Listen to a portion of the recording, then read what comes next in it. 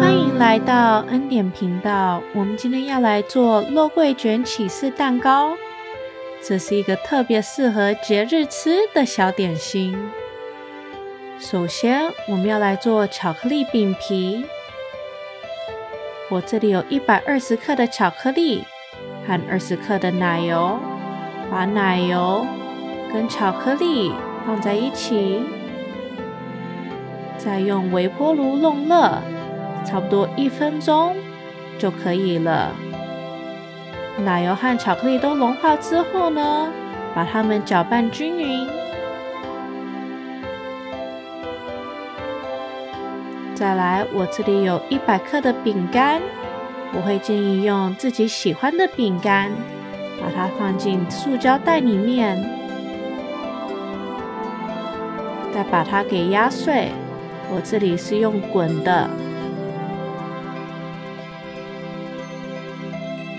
把饼干碎片倒入巧克力，再倒入60克的核桃，把它搅拌均匀，我们的巧克力饼皮就好了。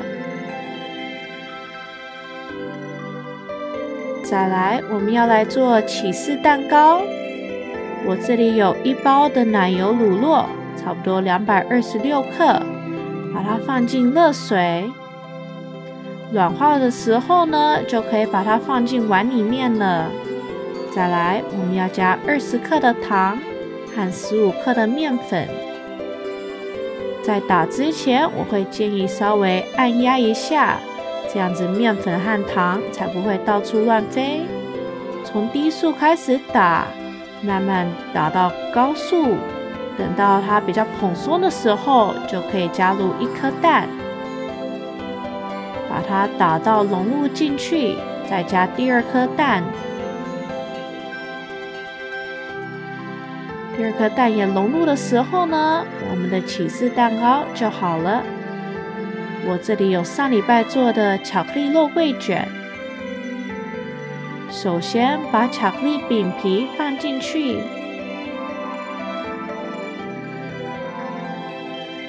把它压平在下面。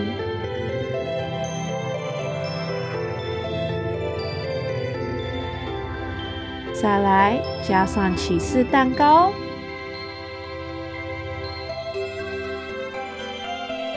那我们最后要放上巧克力肉桂卷，